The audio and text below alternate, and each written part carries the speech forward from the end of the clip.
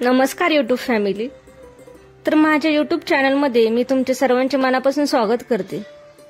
आज आपण रव्यापासून होणारी झटपट नाश्ता रेसिपी बघणार आहोत। तर चला वेळ वाया न घालवता आपण आपल्या आजच्या रेसिपीला सुरुवात करूया। तर या ठिकाणी आपल्याला बटाटा किसून घ्यायचा आहे। मी साधारणपणे 2 ते 3 बटाटे किसून घेतले। किसून घेतल्यानंतर 2 ते 3 पाण्याने स्वच्छ धुवून घेतले। जोपर्यंत बटाट्याचे घाण पाणी जात नाही तोपर्यंत आपल्याला बटाटा स्वच्छ धुवून घ्यायचा आहे। आता त्यातच मी अर्धी वाटी दही, अर्धी वाटी रवा, बारीक किंवा मोठा असेल तर दोन्ही चालेल, त्याचबरोबर बारीक चिरलेला 1 कांदा, बारीक चिरलेला 1 टोमॅटो, हिरवी मिरची साधारणपणे 2 ते 3 घेतली होती, कोथिंबीर, चवीनुसार मीठ, हळद, 1.5 चमचा लाल मिरची पावडर, चिमूटभर हिंग, 1 चमचा धना पावडर आणि जिरे हे सर्व आपल्याला या ठिकाणी व्यवस्थित मिक्स करून घ्यायचे आहे। त्यातच अर्धा चमचा सोडा घालून पुन्हा एकदा मिक्स करून घ्यायचे। आता हे मिश्रण आपलं व्यवस्थित असं तयार झालेलं आहे।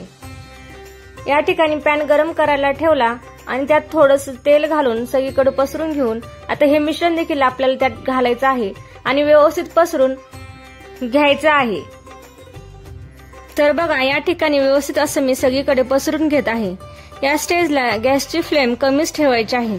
पसरून झाल्यानंतर 1 ते 2 मिनिटसाठी गॅसची फ्लेम मोठी करून पुन्हा बारीक करायची, त्यामुळे हे व्यवस्थित असं आतून देखील भाजलं जातं। आता सेम दुसऱ्या बाजूने देखील आपल्याला हे व्यवस्थित असं भाजून घ्यायचं आहे। तर बघा 2 मिनिट नंतर व्यवस्थित खालच्या बाजूने भाजून घेतलं।